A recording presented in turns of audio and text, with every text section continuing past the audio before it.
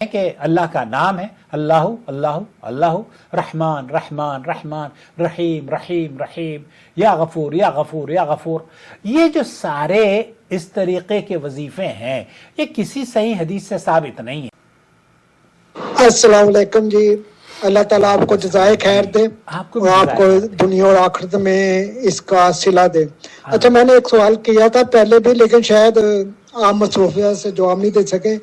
میرا پہلا سوال یہ ہے کہ کیا ہم ٹوتھ برش کو اس نیت سے کریں کہ مسواک کی نیت سے کریں تو اس کو ثواب ملے گا؟ اس کا جواب میں نے آپ کو سپریٹ ویڈیو میں دے دیا ہے. براہ کرم ایک وائس میسج میں ایک ہی سوال کریں تو مجھے جواب دینے میں آسانی ہوگی، اور میں جواب دیتا رہتا ہوں.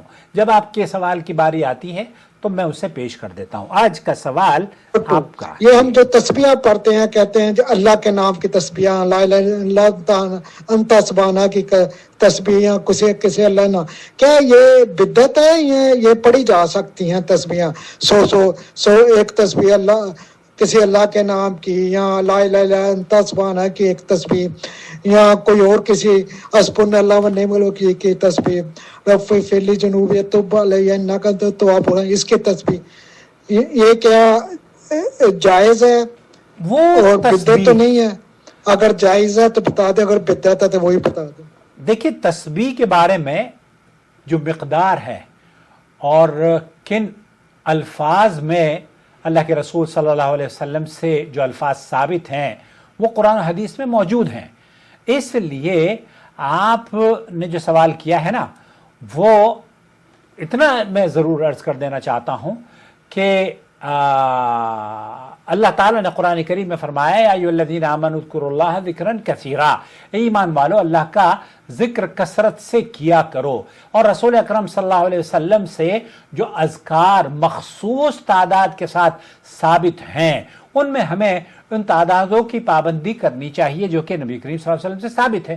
مثال کے طور پر سبحان اللہ و بحمدہ 100 مرہ، جو شخص دن میں 100 مرتبہ سبحان اللہ و بحمدہ کہتا ہے، اس طرح یہ نبی کریم صلی اللہ علیہ وسلم سے ثابت ہے. اسی طریقے سے سبحان اللہ 33 مرتبہ کہنا، الحمدللہ 33 مرتبہ کہنا، اور پھر اللہ اکبر 34 مرتبہ کہنا، یا اسی طریقے سے سبحان اللہ الحمدللہ اللہ اکبر 33 مرتبہ کہنا، اور پھر آپ کو 34 مرتبہ اللہ اکبر کہنا.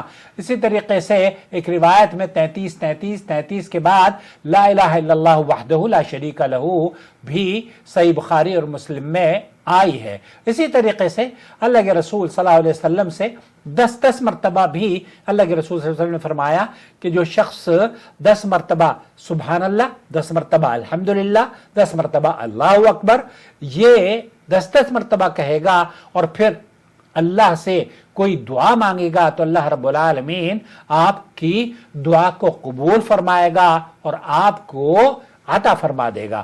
تو یہاں جو بات آپ نے، ہمارے یہاں کیا ہے، ہمارے یہاں ہم نے تسبیح کے دانوں پر تسبیح گننا اور ایک تعداد مقرر کر لی ہے کہ جناب درود شریف جو ہے وہ میں 100 مرتبہ پڑھوں گی، یا 500 مرتبہ پڑھوں گی، یا 1000 مرتبہ پڑھوں گی، یا میں لا الہ الا انت سبحانک انی کنت من الظالمین. یہ ایک مخصوص تعداد میں نے بنا لی ہے. اسی طریقے سے آپ یہ کہہ رہے ہیں کہ اللہ کا نام ہے اللہ اللہ اللہ رحمان رحمان رحمان رحیم رحیم رحیم یا غفور یا غفور یا غفور. یہ جو سارے اس طریقے کے وظیفے ہیں یہ کسی صحیح حدیث سے ثابت نہیں ہے. آپ سے اگر آپ اللہ کے وظیفے، اللہ کے ناموں کو پکارتے ہیں تو یا رحمان، آپ نے رحمان اللہ رب العالمین کے پیارے پیارے نام کو پکارا ہے، لیکن پکارنے سے کیا مراد ہے؟ آپ اس کے بعد چپ ہو کر بیٹھ گئے ہیں. یا رحمان یا رحیم، ارے اللہ کے بندے آپ اپنا مقصد بتائیں نا. یا رحیم ارحمنی، اے رحمان یا رحیم ارحمنی. جیسے آپ یہ کہیں یا رحیم یا رحیم یا رحیم، اس طرح کے جملے کہنا سنت سے ثابت نہیں ہے. اگر آپ کہہ رہے ہیں یا رحیم تو اس کے بعد مطلب بھی بیان کیجئے نا، یا رحیم ارحمنی.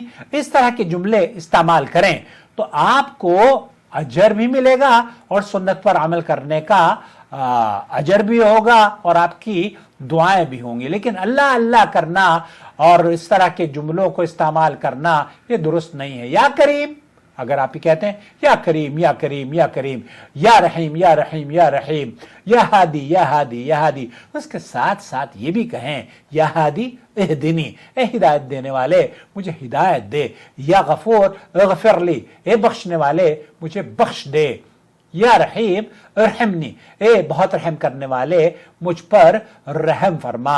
अलबत्ता सुभान अल्लाह, अल्हम्दुलिल्लाह, अल्लाहु अकबर, ला इलाहा इल्लल्लाह, ये मुकम्मल अज़कार हैं और इनकी अहादीस में फजीलत भी आई है। यहाँ आप वो तादाद उनका एहतमाम ज़रूर करें जो कि नबी करीम सल्लल्लाहु अलैहि वसल्लम से साबित हो।